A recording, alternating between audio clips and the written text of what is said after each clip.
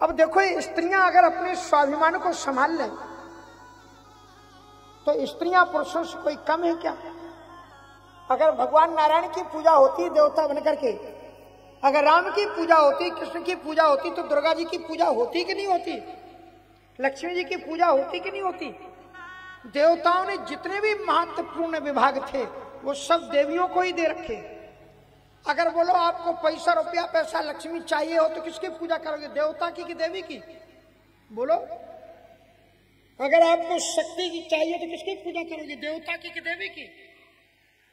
अगर आपको बुद्धि चाहिए तो किसकी पूजा करोगे, देवता की कि देवी की? तो हिंदू धर्म में तो स्त्री का इतना सम्मान है कि जितने भी महत्वपूर्ण इंपॉर्टेंट विभाग है वो सब स्त्रियों के पास है। इसलिए कभी भी अपने आप को छोटा नहीं समझना चाहिए। अत्यंत दिव्यतम भगवान की जब लीला हुई, इसके बाद में इन्हीं के वंश में चलकर के एक शरियाती नाम के राजा हुए, एक नभग नाम के राजा भी हुए शरियाती से पहले। नभग को इतना वेदों के कर्मकांड का ज्ञान था, कर्मकांड पहले ब्राह्मण ही नहीं जानते थे, क्षत्रिय भी जानते। तो उनको ये बताया गया, उनके पास में जब कोई गुरुकुल पढ़ने के लिए गए, संपत्ति नहीं बची, लौट करके आए, भाइयों से कहा मेरी संपत्ति का भाग। बोले तुम्हारी संपत्ति में कुछ नहीं, तुम थे नहीं यहाँ पर तो बांट लिया गया, अब तुम्हारी संपत्ति में तुम्हारे पिताजी के पास। बोले हमारे भाइयों ने ये कह दिया संपत्ति का बंटवारा हो चुका है।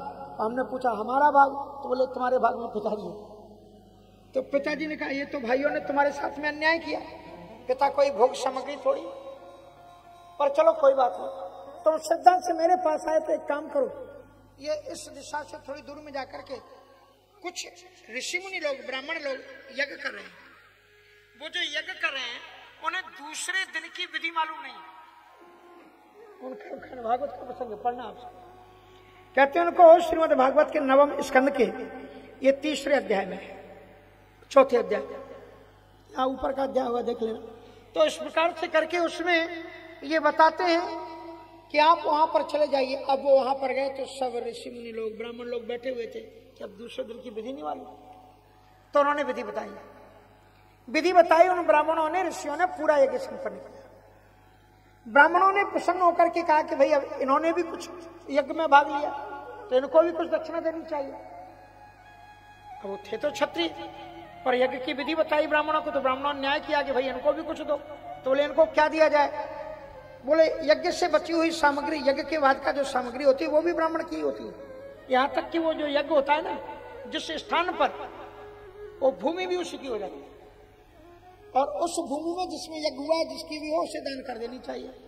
अब नहीं कर सकते तो संपत्ति का दान कर, विधान है जो विधान बताया गया है। कई यज्ञों में खेत हुए, वो वहां पर मंदिर बना दिए गए, कुछ कर दिया गया। तो उन्होंने कहा कि यज्ञ में बची हुई जितनी भी सामग्री है, चाहे वो बर्तन हो, चाहे वो बंबू हो, बांस हो, जो भी उपयोग में थी, वो सब तुम्हारी चीज है। सो वो नभग नाम के राजा, नभग नाम के व्यक्ति उसको लेने लगे, और जो ही वो लेने लगे तो ही आकाशवाणी हुई। आकाशवाणी ये हुई कि तुम ये अन्याय कर रहे, तुम्हारा भाग नहीं। यज्ञ का जो बचा हुआ भाग होता है उसके अधिकारी भगवान शिव होते। यज्ञ की बची हुई सामग्री तुम्हारी नहीं है, किसकी है? शिव की। शंकर जी ने कहा ये तुम्हारी सामग्री नहीं। तो बोले अगर तुम्हें विश्वास ना हो तो तुम्हारे पिताजी कर्मकांड के ज्ञाता हैं, जाओ उनसे पूछ लो। अब उनके पास में आए, और पिताजी इतने न्यायवादी थे कि उन्होंने अपने बेटे के विपक्ष में न्याय सुना दिया कि भगवान शंकर ने बिल्कुल सही कहा है, तुम्हारा अधिकार नहीं। शंकर जी प्रसन्न हो गए, कहा तुम्हारे पिता पर मैं प्रसन्न हूं, तो मैं ही सामग्री देता हूं। सत्य के मार्ग पर चलने वालों को किसी वस्तु का अभाव नहीं रहता। अब महाराज बड़ी सुंदर दिव्यतम बात आती है, इन्हीं के आगे चल करके च्यवन ऋषि हुए। च्यवन ऋषि की एक बेटी सुकन्या, जो एक पिकनिक के लिए पार्क में गए, तो उन्होंने बामी में के रूप में बैठे हुए च्यवन ऋषि का यह अपराध कर दिया, उनकी आंख फोड़ दी। बाद में उस कन्या का उन्हीं के साथ में विवाह हो गया। आगे चल करके सौवर ऋषि का आख्यान है कि वो जमुना में स्नान कर रहे थे, उन्होंने मत्स्यों की काम क्रिया को देखा, उनके मन में भी वासना पैदा हो गई कि हम भी शादी कर लें। मानदाता ऋषि के पास में गए, और मानदाता ने कहा कि हमारी बेटियां तो स्वयंवरा हैं, वो जिसको चाहेंगी वो उनको ही अपना पति बना सकती है। आप अंदर चले जाइए तो इतना दिव्य स्वरूप धारण किया शौवर ऋषि ने कि एक की बात तो क्या करें, 50 की 50 कन्याएं पिताजी से बोली कि पिताजी इनके हाथ में हमारा कन्यादान कर दीजिए, और 50 कन्याओं से विवाह हो। अब बताओ, जो महात्मा माला फेरा करता था, अब वो अपनी कुटी में 50 पत्नियों को ले आए। अब शुरू में जो भी उसे लगा हो, अच्छा लगा हो, बुरा लगा, अब बच्चे पैदा होना शुरू हुए। अब एक बच्चे की नाक पहुंचे तब तक दूसरा नोता हुआ है, और दूसरे को संभाले तब तक तीसरा, चौथा, पांचवा, बच्चों का झुंड। 50 पत्नियों के दो ही बच्चे हुए थे, 100 बच्चे। महात्मा बड़े अहो एवं पश्यते में विनाशम तपस्विनः सच्चरित व्रतस्य। इसलिए तपस्वियों को, ऋषि मुनियों को, गृहस्थियों के सुख साधनों को देख करके अपनी तुलना उनके सुख से नहीं करनी चाहिए। ये कैसे सुखी है, ये कैसे आनंद में। तपस्वियों की क्या बराबरी गृहस्थी लोग कर सकते। एक बार मेरा बचपना था, एक बड़ी बहुत पुरानी बात याद है। आइए मैं आपको थोड़ा सा सुना दूं। अपनी बातें बताना तो नहीं चाहिए, बचपन की थी। मैं 10.5 वर्ष में साधु बन गया, और उसके बाद मैं वृंदावन में रहता था। तो याद आया,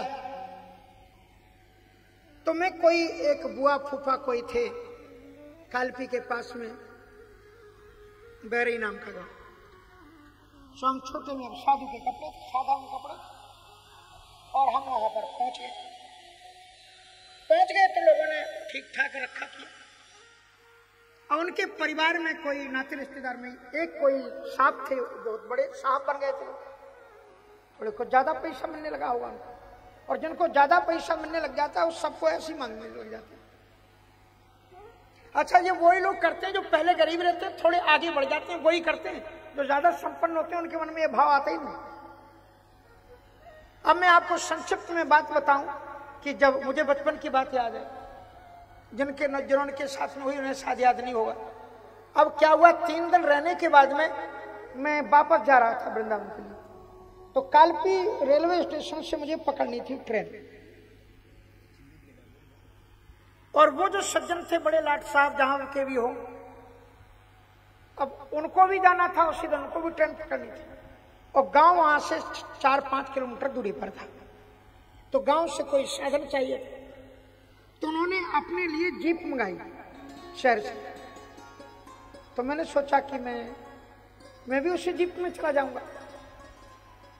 तो मैंने सामान तैयार कर लिया, और मैंने कहा कि भाई साहब आप जा रहे हो रेलवे स्टेशन, मुझे भी वहीं जाना है, तो हमको भी जीप में लिए थे। तो उनको लगा कि अपनी जीप में हमारे पढ़े लिखे लड़के, बच्चे बच्चियां बैठी हैं, हम इतने पैसे वाले बैठे हैं, तो इसमें एक बाबा जी को बैठा के ले जाएंगे, जे गेरुआ कपड़ा पहने, और ये तो हमारी शान गिरेगी। सो उन्होंने बहाना बना दिया कि गाड़ी में तो जगह नहीं है, अब आप चले जाना, यहाँ से इक्के तांगे जाते हैं, चले जाना। सो हम इक्के तांगे से चल दिए। अब उनकी गाड़ी आई, देख भी लिया होगा, लेकिन दूसरे तरफ में करके घरघरा करके गाड़ी उनकी, हम देख रहे थे, कोई ज्यादा भीड़ नहीं थी, खाली पड़ी थी पीछे की सीट। निकल गए। अभी आधा घंटा हमारा तांगा चल रहा है, टिक टिक टिक टिक टिक टिक चल रहा है, और थोड़ी दूर में जाकर के देखा कि उनकी गाड़ी खड़ी हो गया उनका टायर। ठाकुर जी ने किया होगा जानबूझ के कि बेटा अब तो मैं दिखाते हैं, तुमने हमारे साथ अपमान किया,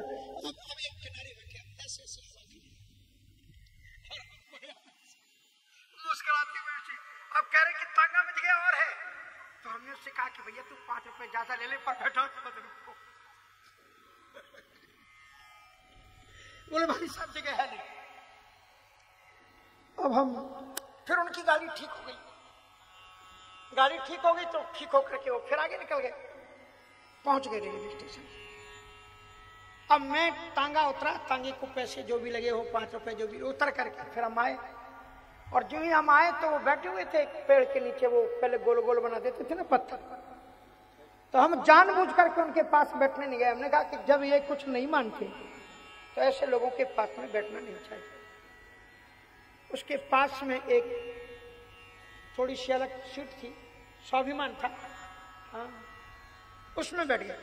थोड़ी देर में एक लाट साहब उतरे गाड़ी में से, जो गाड़ी आई थी इसमें जाना था। आए, उतरे और उन्होंने पांव छुए। बोले आप बाबा जी? हमने कहा कहाँ जा रहे हैं? हमने कहा मथुरा। कहा महाराज हमारा इस गाड़ी में रहेंगे सर, आप हमारे साथ में आ जाओ, चिंता मत करो, टिकट टिकट हम आपका सब करवा लेंगे। अब हमने कहा हमारा तो टिकट ही नहीं है। बोले हम सब करा लेंगे, आप आ जाओ, हमारा एसी डिब्बा। और वो व्यक्ति उठाया हमारा झोला और सखिया हम राजा वो एसी डिब्बे में गए बिना टिकट वाले बाबा जी। क्योंकि जिनका ठाकुर जी होता है ना। और एक बार हम दिल्ली एयरपोर्ट पर खड़े लाइन में, तो एक सज्जन कहते बाबा जी तुम विदेश जा रहे हो? हमने कहा हाँ हम भी जा रहे हैं। इमिग्रेशन में खड़े, कहाँ जा रहे हैं बाबा जी? हमने कहा अमेरिका। क्या कहते सिंगापुर नहीं जा पा रहे, मॉरिशस नहीं पा रहे, बाबा जी सीधे अमेरिका ही जा रहे हैं। अरे हमने कहा हमारा मालिक बहुत बड़ा है, सारी दुनिया का सरताज है, वो चाहे जहां मुझे पहुंचा सकता है। हम ठाकुर जी के, जिस दिन तुम ठाकुर जी के बनते हो, ठाकुर जी की पूरी दुनिया तुम्हारी है। आज कौन सी शहर है, कौन सी स्टेट है अमेरिका में जिसमें लोग न जानते हो? यहाँ पर जो माए है ना, इसमें पर हमारे अभी कथा में, वो कल भी मैंने नाम लिया था प्रियंका जी का, आज भी वो कथा में है। उनके पतिदेव बहुत प्रतिष्ठित व्यवसायी है शटल में। उन्होंने बहुत आग्रह किया कि एक देवी का आग्रह है कि आप भागवत कथा करनी है, तो आप कथा कर दीजिए। इसके बाद उन्होंने कहा अभी तो हमने एक विद्वान को समय दे चुके हैं, और जब समय दे चुके हैं तो हम उसका परिवर्तन नहीं करते। और हम आए इसी बात, 2 दिन पहले ट्रेन से फ्लाइट से उतरे हैं और सीधे आपके कथा चल रही है ठाकुर जी की। हम तो ये बता रहे थे कि ठाकुर जी ने कितना प्यार हमको किया। अगर ठाकुर जी प्यार नहीं करें तो हम तो किसी काम के नहीं। इतनी अच्छी हमारी पढ़ाई लिखाई थी, इतना अव्वल कैसी पढ़ने में हम थे कि 5वीं, 6वीं, 7वीं, 8वीं में हमारे इतने नंबर आते थे कि कम से कम 3 विषयों में लाल गोल गोल लगा रहता था। अब आप समझता, अब आपको क्या बताया कितनी पढ़ाई थी? कम से कम 3 सब्जेक्टों में लाल जीरो खिंच रहती थी। उसके बावजूद भी बाद में हमने पीएचडी की, फर्स्ट क्लास के नंबर है।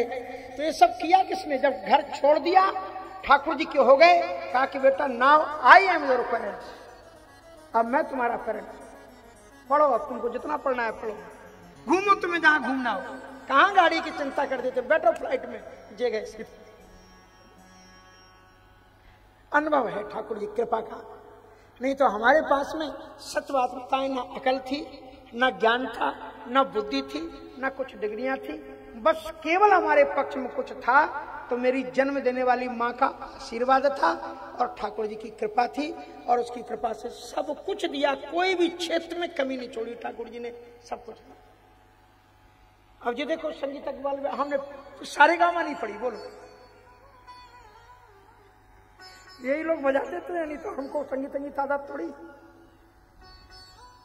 और एक बार हमारे साथ में बनारस के रहते थे वो हारमोनियम बजाने वाले ध्रुव जी महाराज, शाम को क्या महाराज जी आज आपने फलानी राग गाई, ये तो राग लोग गा नहीं पाते। बलराम जी रहते थे शुरू, हमें मालूम नहीं कौन किस राग रही। हमने कहा हमें कोई मालूम नहीं है। लेकिन एक बात बड़ी सुंदर बात कही है सूरदास जी ने और तुलसीदास जी ने कि अगर भगवान के लिए तुम गाओ तो रागें अपने आप तुम्हारे गान में आ जाती है। भगवान की सेवा करना है, चलो इसके साथ। तुम अच्छे मार्ग पर चलोगे तो अच्छाइयां तुम्हारा साथ देंगे। ठाकुर जी के हो जाओ। इसी दिव्य परंपरा में आगे चल करके खट्टांग के दीर्घ बाहु के अज और अज के राजा दशरथ